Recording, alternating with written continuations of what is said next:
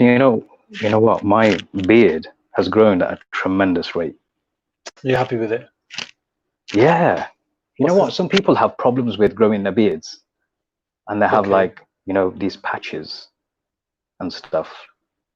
Luckily, none of that. Yeah. I haven't got. Luckily, Having said I that, just got a big I patch on actually used top to of struggle here for years.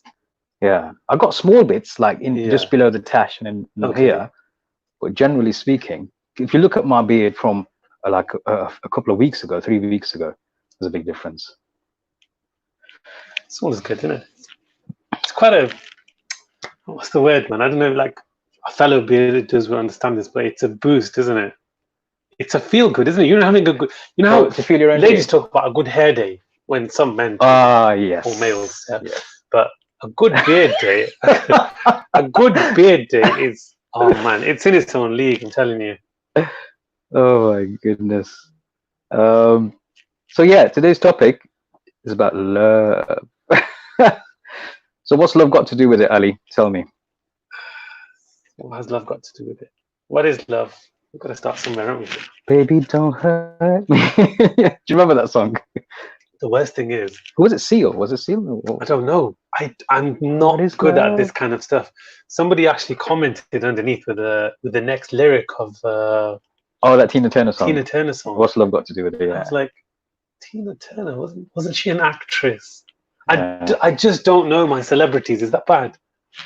I really don't know my celebrities. Not too bad. But look, what is love? It's an age-old philosophical question, I think, more than anything else. Yeah. I'm not even going to try and define it. Okay. Because it means different things to different people. To different people, yeah. Yeah. But what it isn't is this Bollywood stuff that we see. In my opinion. And it's just my opinion. Okay. Yeah. So love is not... It's not this Lollywood, Bollywood... Butterflies at No, it first can sight. be. I don't know. It reminds me of a conversation. One of my very good friends back in the day, when we were just teenagers, I think we were just doing our A-levels and stuff. Mm-hmm. We were discussing as part of Urdu poetry, because we both studied A-level Urdu, and as part of that we had to study poetry, Mirza Ghalib's poetry and Allama Iqbal's and Faiz Ahmed Faraz. These are, some of them are contemporary, some of them are like classical Urdu poetry. Mm-hmm. And he used to say to me, Majid, listen, there isn't just one kind of love. There are 3 types of love. Interesting. Okay. I said, what do you mean 3 types of love? Love is just love, right? Isn't there 4? Because then that would make sense, wouldn't it? Depends on your theological position. So how does that work? So it says, okay, the first form of love is what you call in Urdu pyar, right? And pyar is the level of just liking something, but more than liking it, really loving something. Like, I love Coca-Cola, somebody might say. I mean, I don't, but somebody might say, I love iPhones, right? Or so it's more than just a liking. It's beyond the liking, yeah. So the first level of love, according to him, was pyar. Or somebody you might see somebody and koi kisi ko pyara lagta hai, as they say. That's pyar, right? This is acha lagta hai. Wo pyara lagta hai, yeah. So that's the first level, according to him. The second level is muhabbat, right? Which is one stage above that, which grows into more desires and feelings. Okay. So that's the second stage. So this guy, he was saying the second stage of love is this. The third stage, he was saying, is ishq. And for him, it was a case of ishq means ishq khuda, like your extreme limits. You are going to an extreme limit of love, and eventually you find God rather than just what you think you're out there for. Okay. So these, according to him, these are, and I could see at the time, I could see like, that it makes sense of categorizing love in 3 different categories. I mean, I have to admit, this isn't the kind of subject that I was prepared to talk about on a podcast. This is coming way out of my comfort zone. Love is out your comfort zone? No, come on. No, come on. Listen, I'm not. Then you're gonna hear that song in the background, Mr. Loverman. But you're a lovable, loving, cuddly kind of guy, right? So not that we cuddle very often, but when needs be. Thanks. Um, Would you put that in the pyar mohabbat ish category? this is the thing. Now that you've broken them down into 3 categories, okay. Do you ever reflect on that? Yeah, well, Since? look, here's the thing. I think any individual's interpretation of what they feel or interpret it or define love as is going to change with time, with experience, with wisdom, with maturity. It's going to change. When you're younger, your interpretation of what or you can give some Imran You have to. It would be wrong not to. no, Of course, we're gonna have no, it would be wrong. It would be wrong. It would be unwise to believe that your view of what love is doesn't change. Okay. Because in some stages, you could have just felt like you're in love, but it could have just been an infatuation. Okay. Right? Could be something quite simple like that. Or you would have thought that you're in love, but not actually in love. But these things. So change. what they call like puppy love, isn't it? It's infatuation. Yeah. Okay. It could be puppy love. Yeah, it could be infatuation. What do you make of infatuations? Because what about them? I want to say go off the boil, but you have less and less as you grow older, isn't it? Well, I hope you do. Otherwise, why do you have that about me? I'm just saying in general. I hope you do. Look, but as a teenager, or even as a new teenager, you're falling in love every other day. Are you? Well. Some admissions there. But the thing is, you see this with young kids. Can you call teenagers kids? Is that still legit? We can. We're old enough to do that. But yeah. So they're falling in love with people they see on the TV, people they see at school but don't really know or associate with. They're falling in love with athletes, celebrities. Do you not think then that the word love itself is overused and not? Because it's obviously not defined the same way by everyone, right? Which is why if somebody say, oh, I love him or I love her, right? Somebody you might not have ever met even, right? You're loving a particular image of something. So their definition of love is something completely different to your or my definition of love, right? Yeah. But do you not think this word love is overused and undervalued sometimes? Like some people have a habit of, with their partners maybe, or whoever it might be, having a conversation on the phone and say, okay, see you then, love you. Just like by the way kind of a comment. For someone like me, you don't do that, I take it. Those words are sacred, my brother. I would only use them. Okay. I would only use them if that feeling of affection or whatever is intense. But you're married to this person. It doesn't matter. Wow. Because when you do say it, then it means more. Okay. Because if you say it regularly, when you mean it more than you did last time, how would they know? Interesting. Okay. Do you know what I mean? So I think it's overused. I think the word love or saying I love you or love you to someone is overused. Personally, that's just my opinion. So you're married. He is married, by the way, just so you know. When do you say it? I'm not going to tell you. Okay, we don't need to. We can edit that out. I think so. It's not something to be said daily to someone that you do love. No, look. Here's the thing. If it's ever said, it's said at the right moment, at the right time, in the moment. So it means more, And if I say it, I really, really mean it. Okay. There are couples who rarely say it, but when they say it, they really mean it. I think we're that kind of a couple. So it doesn't need to be said. It doesn't. I think love is something you feel and see through actions. Sometimes a lot more than just it being verbalized. It doesn't confirm your love for someone just because you tell them you love them. If you love someone, you got to follow it with action. Do you think that's the case for most people? Do you think that's most people's understanding of love? Do you understand how many people there are out there who tell other people that they love them? Okay. Right? And then they're pissing about behind their backs. Okay. And doing all sorts of shit. Right? And what I'm trying to say is they make false promises as well. So let's just say somebody has made a promise to somebody, oh, I love you, I'm going to be with you and whatnot. But they have no intention.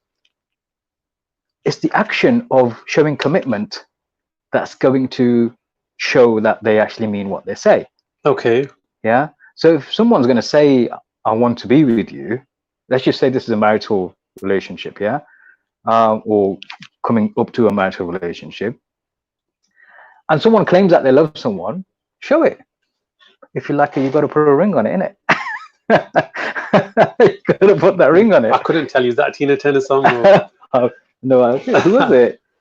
I can't remember. I know I've heard those lyrics somewhere. If you like it, you got to put a ring on it. Beyonce. Is it Beyonce? Okay. Okay. So yeah. You're in love.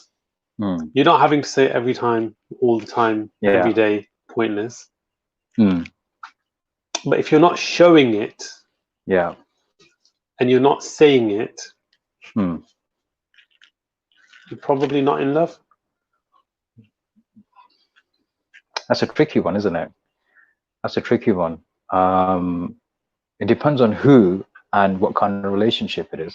Okay. Difference between, are you saying that there's a difference between saying that you love someone and being in love? I think there is. People love Justin Bieber. I don't think they're in love with him. Yeah. You know? Yeah. People love materialistic things. I mean, well, they could be in love with some of the materialistic things. They may not be. So yeah. Yeah, you can love a brand, or you can love a car, but are you in love with it? How do you know? How do you know?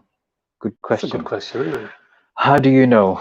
I think there's a thought that came to my mind earlier on. If you feel the need to say or to confirm that you love, then you may not be. If you feel the need to confirm through words over and over again. What if the other person needs affirmation? Yeah, I can't be dealing with that. Difficult one, isn't it? Well, if you're that way inclined and you can cope with that, then fair enough.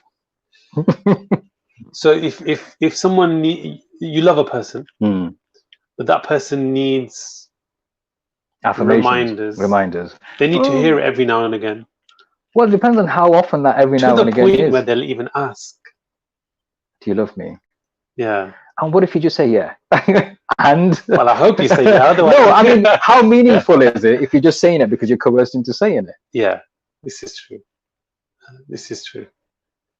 But then that person, some people find it hard to express or communicate their feelings. They obviously don't love any less. Exactly.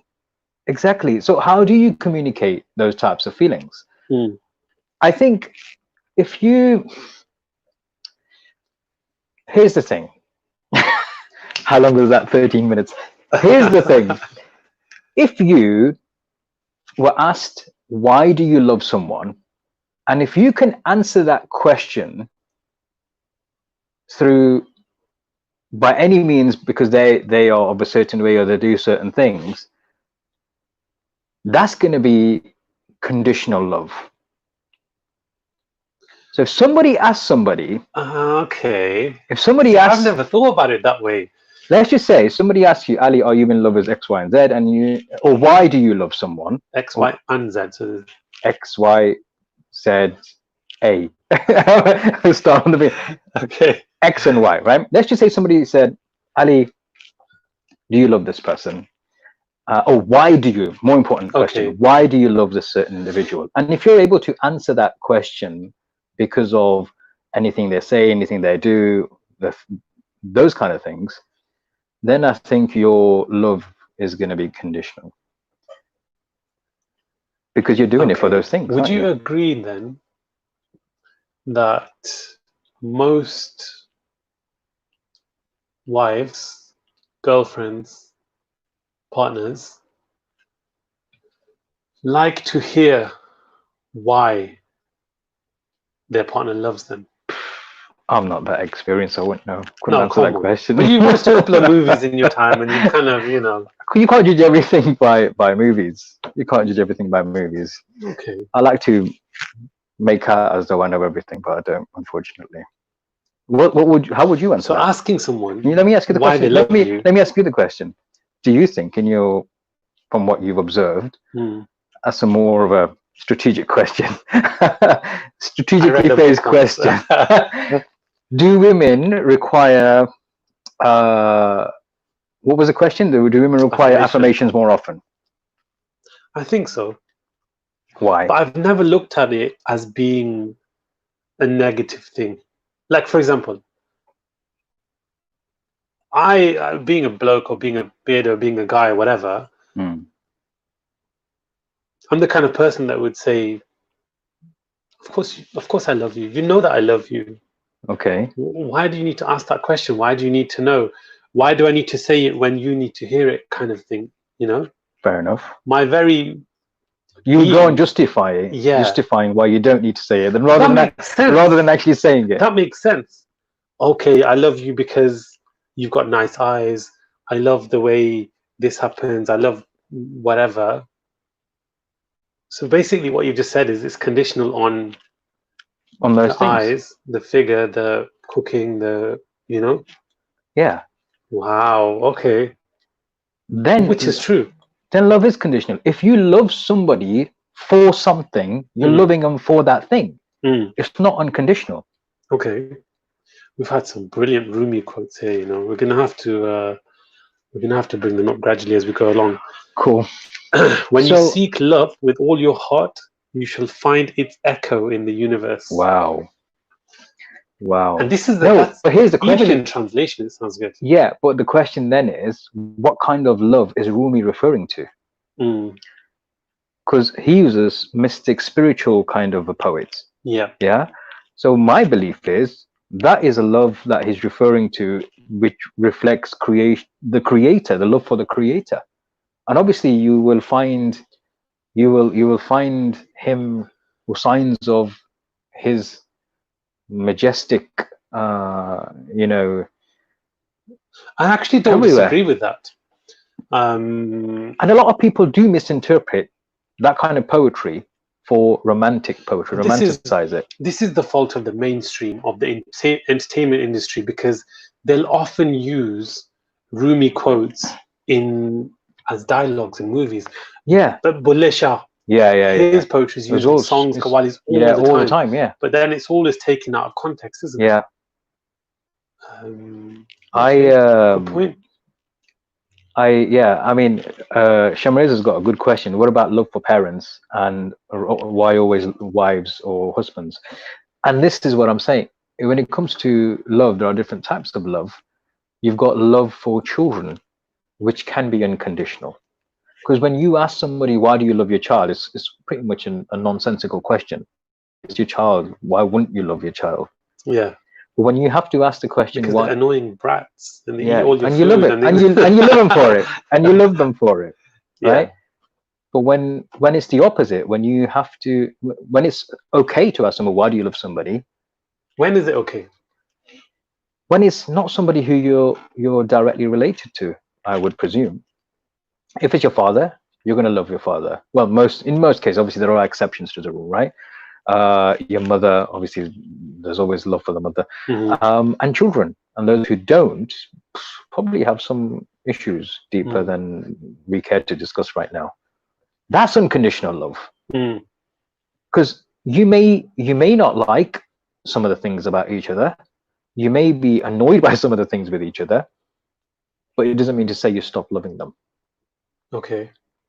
Whereas in other relationships, if you get so annoyed, you can't break up, you can't divorce your brothers and sisters. Actually, there were some cases of that recently in recent history, weren't there? You can't really divorce you can actually nowadays. You can divorce your parents as well. You can do anything nowadays. I think there was a guy in India who sued his parents for bringing him into the world without his permission. Wow. So yeah, we won't go too much into what you can and can't do nowadays, because it's.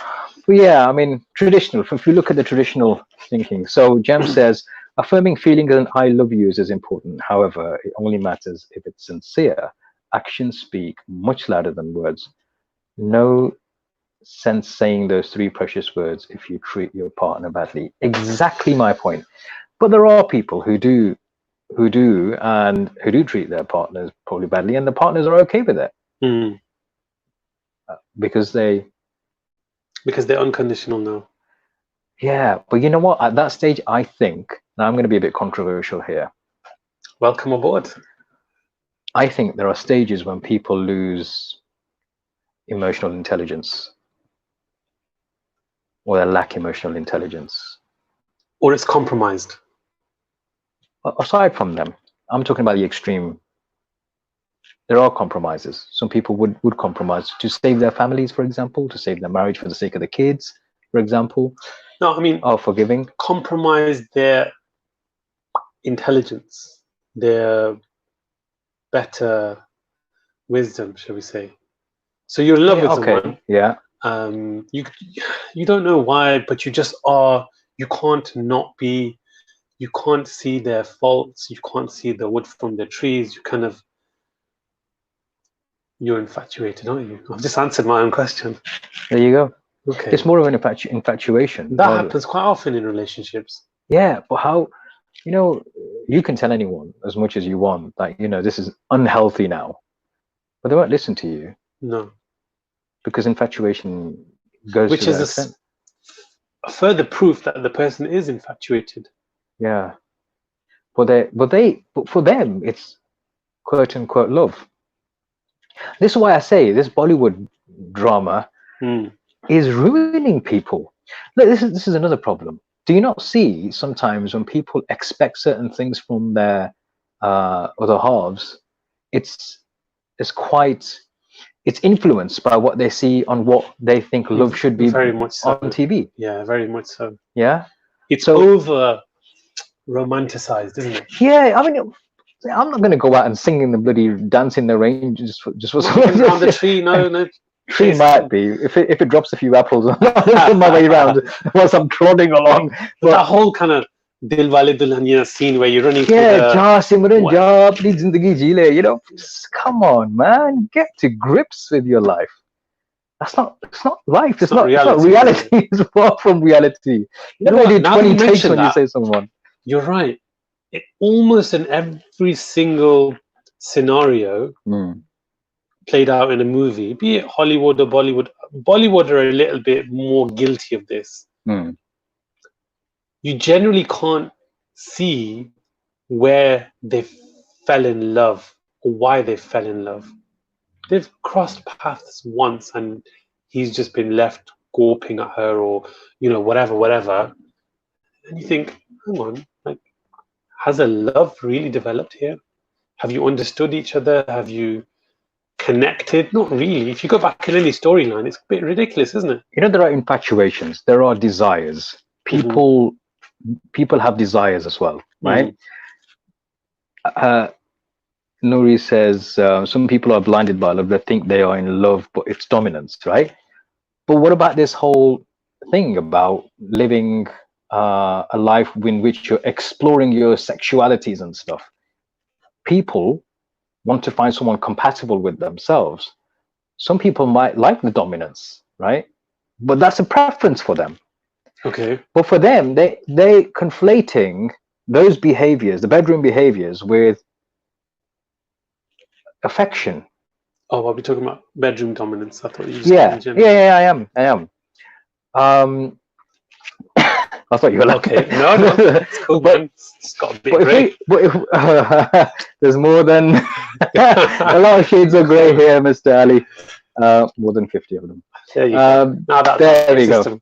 So it's out of the system now. So there are desires, but there is. Or here's the question then: because is it possible to love someone without, or separating those two things apart for love to coexist? The bedroom department and general affection. Could you love someone? We're talking about marital partners. Yeah, of course. Love doesn't play by any rules. Ooh. Rumi hasn't said that yet, has he? Let me write this down. And it's true, love doesn't play by any rules. If you're able to answer the question with bullet points of why you love a person, then it's conditional. Problem. No, I don't think it's a problem. I think it's a bit of a problem. No, I don't think it is. Conditional love is, how do you best describe it? Is it still love? Is it still love? Okay, interesting. It's not the eyes that are blind, but the hearts. Yeah. Okay. You know, what was it? Wait, that just threw me for a second. Yeah. Reality of love is what you make it. Zero effort equals zero reciprocation of love. Some people are happy just to go with the flow, and others want more. So if zero effort equals zero reciprocation of love, Mhm. does that mean that was conditional then? Sounds like it. Yeah. Was it? Look, this is what I'm saying. It's all conditional. Just like loyalty. I say loyalty is conditional as an umbrella statement Okay. for me. Yeah. All kinds of loyalty is. How do you know if someone loves you then? Do you need to know? I think it shows. Because you could fall out of love with someone. Okay. You could literally, you know, have been in love with someone for a while, and then it stop. You know, it kind of fizzles out, Mm. and there's nothing wrong with that in Okay. real terms. So you can fall out of love. Yeah, I think you can love multiple times. I think you can love multiple times simultaneously. There you go. No, yeah, listen, just in case. We're not cutting that out. That makes the cut. This is not getting edited. I think it's possible. Okay. Because it's love, it's your heart, isn't it? Yeah. And again, you're not playing by a rule book. What your heart if you desires. love someone, you love someone. You don't have to know why. You don't have to tell anybody why. You don't have to explain why. It is. Exactly. Okay. It just is. And if you've loved and lost, I say it's better to have loved and lost than not loved at all. Not loved at all. What's the logic behind that, do you think? I think it comes back to poetry. Love is such a beautiful thing that it would be shame to not have experienced that. Because some people say if you haven't loved, you haven't lived. If they don't say it, it's a bit poisonous, isn't it? Bulle Shah, here's a Bulle Shah one for you. Zahar vekh ke pita te ki pita. Zahar vekh ke pita te ki pita. Ishq soch ke kita te ki kita. Dil de ke dil land di aas rakhi. Dil de ke dil land di aas rakhi. Ve buliya pyar eho jiha kita te ki kita. So the question is then, is it always going to be an exchange thing? Do you have to be loved back in order to love? Could you not love someone even though they don't love you? Of course you can. And in fact, Bollywood couldn't emphasize that enough. This is where I agree with them. Can't believe I'm saying this, but I agree. That's one thing. Bollywood is famous for love triangles. Yeah, that is reality. Because life doesn't play out to a perfect script. If there's 7 billion of us and I come into contact with... Do you think that's a cultural thing though? I think it is. Let me explain why. Okay. I've noticed from the eastern part of the world, people who show affection have ways of showing their affection different to the way affection is shown in the Western world. I'll give you an example of something. There was a drama on recently. I don't watch the drama. I rarely watch TV, but I happened to catch a part of an episode of this drama called Alif. And the only reason I stayed watching it is because it's supposed to be it's supposed to be kind of based on religious stuff, right? Anyway, there's this guy who loves someone. He loves her deeply, right? She's now married. She's going through some turbulent times. She has some paintings which her husband had her husband painted for her, but she needed money for her child. So her husband wasn't around. So she asked him to go and sell these paintings for her so she can get money. Now, what this guy does, he comes back to Pakistan because he went to, I think it was Italy or Spain or somewhere in Europe. He goes, sell the paintings? No, to meet her there because she'd moved. She'd migrated. Now, he comes back to Pakistan. He goes around looking for people to buy this painting because once upon a time she was a bit of a star. Okay. Now her value has depreciated. Nobody wants to give the money for paintings as much as he thinks they're valued at because he has such high, thoughts about her, right? Okay. This guy, he sells his own house to get the money and sends it to her to say, your paintings have been sold. And they got good money for it. But he didn't even tell her. That They didn't actually get sold. I think he managed to sell them at a very low price. Okay. But he sold his own house in order to get the right type of money he believed they were worth for her. Now, I've seen firsthand, not with like romantic love or, you know, that kind of love, but I've seen people who love each other in terms of family members do so much for other family members and not even let them feel that they've done much for them, so they don't feel bad. That kind of love. It's a platonic love. Okay. Yeah. And that's the kind of mindset that I've associated with in my surroundings and the people who I've been around. So when we see people, and I've noticed in the Western world, there isn't so much proximity. If somebody feels they deserve something, they'll snatch it. I'm just joking. But if somebody does something for someone, it will be, there's nothing wrong with it. You know, it will always be according to their means. But in the Eastern world, people will go beyond their means to help someone. That's what I've just. There's a difference in culture. Yeah, I think that's a cultural thing. Yeah. So, you know, just take my ancestors as an example. Shah Jahan, who built the Taj Mahal. What can I say? You talk about love. We're talking about our ancestors, right? I'm a Mughal, so you know. Fine. You can have that one. There are direct I'm sure mine did something at some point. So if you think I'm not romantic, just look at my. Actually, I can't take credit for what he said, but but it's the same blood, fam. You know. Yeah. Didn't he like chop off all his work? Let's not mention that. Just stick to the positive. Apply. Just the positive image. Okay. So, love is conditional at times. The unconditional love is unhealthy, healthy. Doesn't make any difference. It's just love, isn't it? So. Love is deep affection for an individual. That's what Ash says. Mo says, love is the person you miss when everyone else is around. Yeah. You know when you're in a crowded room? Yeah, but you're still alone. Thinking of...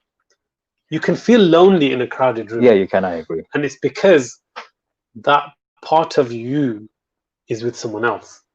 Is not there, not present, you know? So you're not complete, you're not whole, you're not... It's true. But again, that could be infatuation. Why not? The other opinion is love is value. Love is a value which must be sought in certain relationships leading to tranquility. Yes, I agree. That is also a type of love, or one interpretation of love. That's one interpretation of love. And there are so many. It's all going to be subjective. And well, the question is, what are your views on women who persistently fall for the wrong type and the controlling nature of a narcissistic person? Persistently? Yeah. Okay. Has that question not answered itself? Yeah. If you're persistently falling, I assume we're talking falling in love. Yeah. Can you persistently fall in love? I think you can. Okay, so then is it love? It's a type of love. Okay, so what was the question? What's your views on women? It might not be piyar, it might be muhabbat, it might not be ishq though. It might be lust at first sight, I don't know. Yeah. Well, it could be that. Look, I think, you know what? But that goes for men as well though, isn't it? Yeah, well, she's even saying, I don't think it's love. I think it's infatuation more than love. It's something, but if it's happening persistently, then you've got to have a word with yourself. Yeah, you know? Or she's got to have a word with herself. Well, whoever it is, it could be happening to me. It could be happening to you. It could be, it's not happening to us because we're happily married, alhamdulillah, and we're happy and in love. But if you're persistently falling in love with the wrong type? Yeah, narcissistic people. You're not falling in love. You like the idea of something, or you like the look of something. I don't think it's love. Wears off. Yeah, then I don't think it's love. I think a good question is, how do you know when somebody loves you? Because apparently there's at least five languages of love. Languages? Oh yeah, who mentioned that? Somebody mentioned that. Somebody mentioned it last week, yeah. I actually looked it up. Abdul Shakur mentioned I looked it up. It's quite interesting. So we'll go through them quite briefly. Go on. Yeah, because... So these are 5 ways of knowing if someone loves you. 5 languages of love. Okay. So you could be married to someone. Yeah. But they speak a different language of love. Okay. Yeah. So there could be an issue of you recognizing each other's love. Okay, yeah. And I think that's the case with a lot of relationships. Yes. And that's the frustration, is that, you know, you'll have a guy there saying, damn, I work my ass off to show you how much I love you. I do this, I do this, I do this. Yeah. And how can you still question my love? Mm. And then on the other hand, you'll have his partner, his wife, his whatever, saying, I just want this. Yeah. You know? Yeah. Why can't he just see this? Yeah. Yeah. And they just speak in different languages, and it makes sense. But okay, Okay, first one, makes sense. Yeah. words of affirmation. This love language expresses loves with words that build up your partner. Verbal compliments don't have to be complicated. The shortest and simplest praises can be most effective. Hmm. You know, things like, yeah, that's really nice. You always make me laugh. I love the way you've done your hair today. I love the way you look. I love, you know, whatever. Yeah. That kind of thing. That means a lot. Mm. Words mean a lot if your partner has this love language. Compliments and I love you can go a long way. Okay. Even though you kind of disagreed with that one, didn't you? That it doesn't have to be said so Look, often. if it works for both, then yeah. But if it doesn't work for both, then you're going to have to compromise, aren't you? But see, the flip side is someone who speaks this language of love, yeah? Mm. Insulting comments or hurting comments are really damaging. Yeah, you know, they're amplified. If there's no balance between what you're Yeah. the positive you're saying and you're just giving shit all the time, yeah, then there's no balance there. And it works the same with parents, yeah. You know when you got parents who find it difficult to compliment their children. I mean, this is a form of, let's say we love our children, right? Mm. And there are parents who find it difficult to hug their kids or kiss their kids or compliment their kids. If they do something wrong, they're the first to get their litter off and throw it across the room. Yes. There's no balance there. Yeah. And they always blame the other parent. Put media. Yeah. You know what I mean? It's always the other one's fault. Yeah, you get a lot of tough love from parenting, don't you? I think Rizwan just mentioned that we should look into the 5 love languages.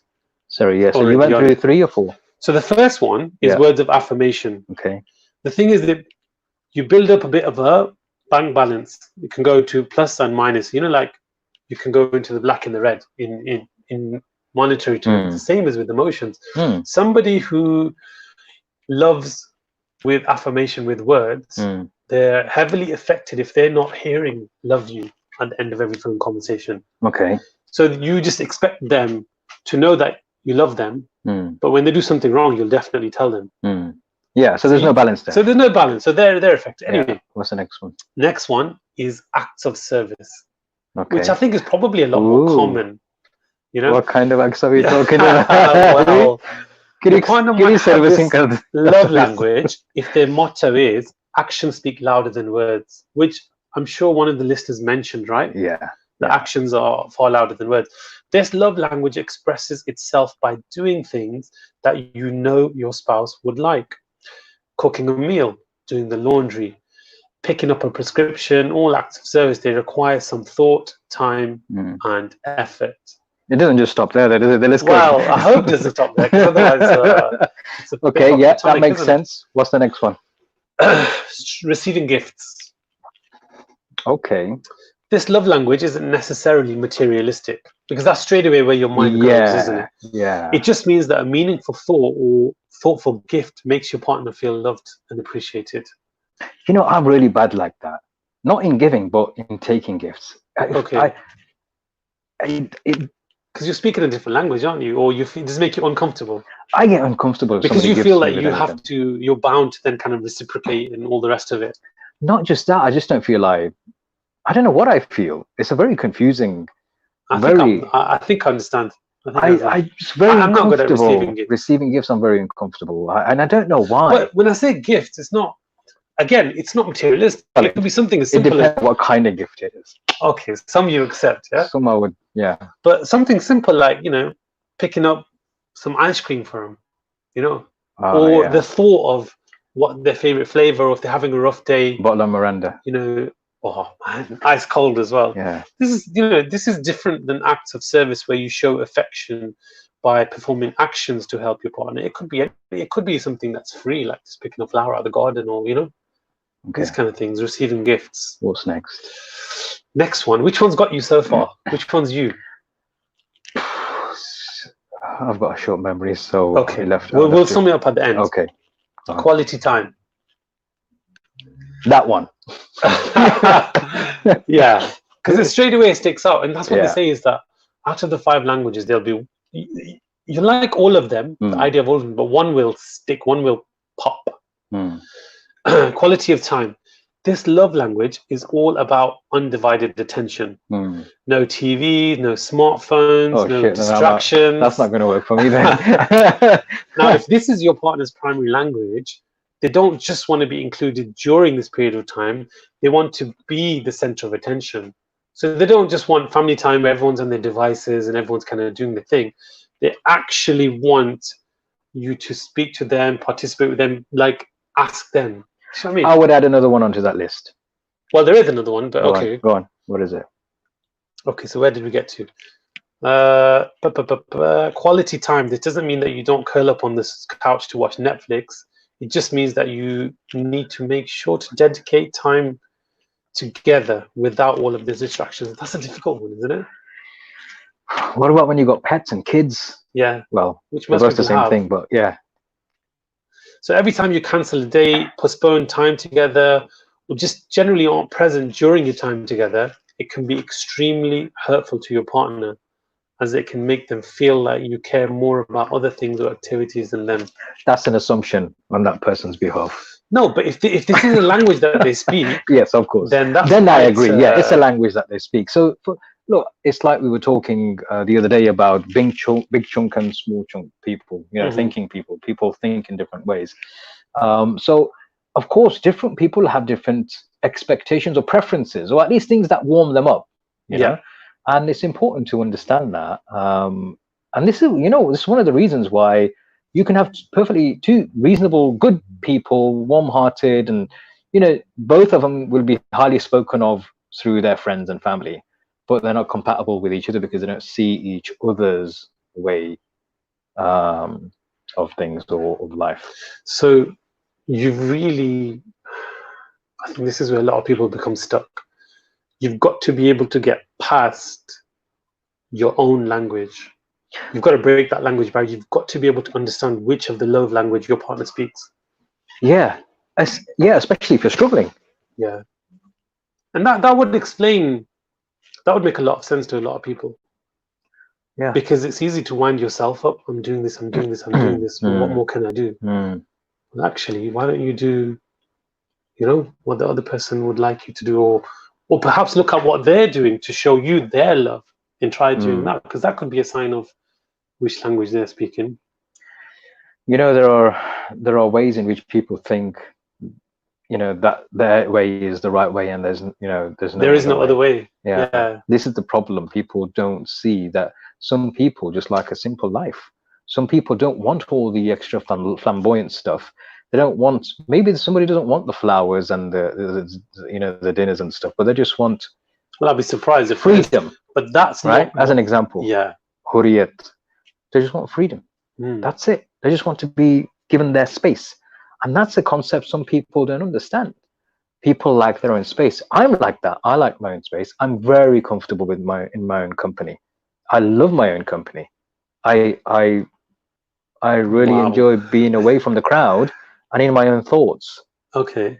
And doing my own thing, distracted in my own stuff. I'm very much like that. I need. So if someone can give you your time, your space, your everything, you really kind of appreciate. I appreciate that. Yeah. Okay. I appreciate that. I don't like people like saying, "What's wrong with you?" Yeah. You know what I mean? Yeah. Too much of that. Yeah. I think that's generically that's a male trait. What? Wanting your own space and being able to a nothing box. You can just stare at the wall. Yeah. My wife tells me all the time that are you in your nothing box, and she kind of gets it now after years and years. Okay. And I'm like, well, yeah, because men have a nothing box. I don't think women have a nothing box. Yeah, it reminds me of that. There's a comedy sketch around that. Okay. We'll come back to that another day. Okay, last but not least, physical touch. I changed my mind. It's that one. It's that one. I was going to That's say, my you kept a preference. straight face. So to people with this love language, nothing is more impactful than the physical touch of their partner. They aren't necessarily into over the top, like PDA, public, Yeah. displays of affection and all of that, but they do feel more connected and safe in a relationship by holding hands, kissing, hugging. If physical touch is your partner's primary love language, they will feel unloved without physical contact. I think Wow. Okay. You know what? From that list that you've mentioned, I think I could relate to bits of all of them. all of them, which most Yeah. people can, which Yeah. you should be able to. Yeah. Usually there's one that you kind of, you appreciate more than the other. So that's generally your love. But Yeah. no one's to say you categorize yourself into one box and ignore the other ones. Yeah. All of the words and gifts in the world won't change that. They want to feel you close by, not just emotionally, but physically too. There's a bit of everything. But then, do you think this explains why? Have you ever known two people to both love the other, but both be frustrated as to why they're not loved back? Yeah. Quite a common scenario. Yeah. And it's difficult to explain, but that could go a long way towards explaining it. Because you're just showing your love in different ways. I think that's usually the case when it usually happens amongst any relationship, when it's a business relationship, personal relationships. There's a misunderstanding of what the other person's perspective is what usually leads down. So we've had a lot of focus on marital love and boy-girl love, but the truth is, love is more than that. Like you said, parents, children, siblings, friends. It's so much more than that, and it's just defined in so many different ways. The thing is, there are different types of love, and there are different depths of love. If anything, a water well and love are the two things which you can't measure its depths of. Surely a water well you can measure, right? Because by visually. Okay. Yeah. Just by on the surface. I should make a note of that. Yeah. Another quote coming along. Words of affirmation, acts of service, receiving gifts, quality time, and physical touch. Dude, in life, I'd say try and do everything with all of them. Yeah. But it's understanding which means that little bit more to your partner, because there's usually one more than the others. Parents, they love their children pretty much unconditionally, right? Yeah. But is there going to be days where that child is going to think, my parents don't love me? Unloved. Why would they tell me off? Why would they do this? Why would they do that? Yeah, and I think that comes down to growing up. As a child, a child have a different lens through which they see the world and life. So they might think or feel like that. But that might not be the case as they grow up, when they really come to the realization, actually, no, that wasn't the case. It's hindsight.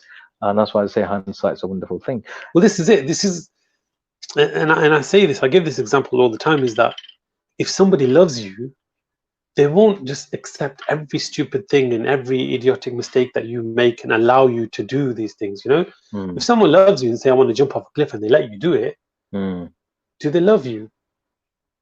You see what I mean? Love, you have to be able to tell that person the truth. You have to say, no, you're wrong. Don't do this. This is bad for you. That's a very good point, actually. That's a very good point. If you say somebody is besotted by me and loves me, he loves me so much, he'll do everything that I ask him to do, is that actually love? I don't think it is. That's stupidity. Yeah, there's a lot of words for that. We can settle for stupidity. That's naivety, stupidity. That's lack of emotional intelligence, as I was saying earlier. Some people do go to that extreme. And if you flip the coin, if somebody who you claim to love, you do everything for them, they want to do something which is like bad, would you just support them in doing it because you love them? Of course not. No. If you truly love them, you'd stop them, or you won't agree to them doing something if you know it's going to be detrimental. And that's always going to be a matter of perspective as well. But if it's so obvious, like someone says, I'm going to jump off a cliff, Of course, you're not going to say, "Oh, I love you so much. I'll support you with whatever you do." You know, that's not going to work, is it? Do you think infatuation will always be misinterpreted as love? I think it will. I think we will always see people as we grow. That's why I said right at the beginning. Here's a controversial one. Go on. What percentage, you could say 100 if you believe it's 100, of married couples are in love with each other? I have no idea. Do you think it's anything other than 100? I think you can be in and out of love in a marriage. You can be in love. And out, yeah. As in back and forth. Yeah. Yeah. Someone might just do something that's so stupid, and you think, oh, how can you be in love with that person to do it? So I'm just guessing here, right? Or they might do something so amazing, and you think, oh, I love them so much. Yeah. I think that's the case with all relationships. I don't think you can be in love all the time. That's not normal, is it? Well, the feeling won't be there, but once you're in love, you're in, aren't you? Surely. Yeah, I think that, like I said, you could be in love with more than one person. Well, yeah, at a time, depending on how big your heart is. Yeah, there's not a problem with that. Of course. And then the saying, isn't that you can't, if you've loved somebody, then that's it. You only love once in your life. You know. Shit. Yeah, I agree. Nonsense. I agree. Who comes up with this stuff, man? Bollywood. This pehla pyar and flipping. Aur aakhri pyar. Pehla aur aakhri pyar. But that's what ruins a lot of people. Mentally and psychologically. Yeah. Is because they were young and they had an infatuation, or let's say they were in love, and that person turned out to be what we allowed to say on, that person turned out to be not nice, yeah, and whatever, heartbreak, this. Oh no, that was my first love. I can't love again. I can't do this. I can't do that. I've been betrayed, and nonsense, man. Your heart is your heart, isn't it? You haven't given it away in that sense. Your heart still is. Your soul still is. Do you think it's possible to still love someone after many years of not them being around? If you had loved them once, let's just say you felt love for someone at one stage in your life, and it didn't, for one reason or another, it didn't happen. You didn't get married. But you will always have a candle. The funny thing is, somewhere in there. I'm not going to do this experiment on you, but usually when you describe a scenario to someone, think of one person. Yeah. Think of your last memory of them, this, what you liked about them, whatever. Yeah. Your mind goes to one person. For most people anyway. Well, if you're asking about that specific person, of course it's you're not asking about a specific person, but you're asking, look, think of a person that you once knew, and then you liked them and whatever, yeah. The more you shape these questions, the more your mind will go towards that one particular person. Well, that doesn't necessarily mean you still have feelings. It could just be somebody you had fond memories with. It could have been somebody who was around and you had a good time with. Doesn't mean there was love as such. Who's to say? Yeah, exactly. Who's to say? It's all a matter of opinion, isn't it, at the end of it? What's the conclusion here, Ali? What's love got to do with it? Anything, everything, and nothing at the same time. Okay. I think that's a fair point. My thoughts on those headings that we had, what is love? I think is all subjective. That's my basic answer. It's all very subjective. I know what it isn't, and it's not what you see on TV, on Bollywood especially. It's the language of the heart, isn't it? Yeah, I think very simply put. Can you control it? Here's a question for you. There's a phrase, isn't it, in there in the Urdu language? Pyar kiya nahi jata, ho jata hai. Yes. So you don't do it; it happens. It happens. What's your opinion on that? I agree. It happens. It happens. It's not love can't be an intention.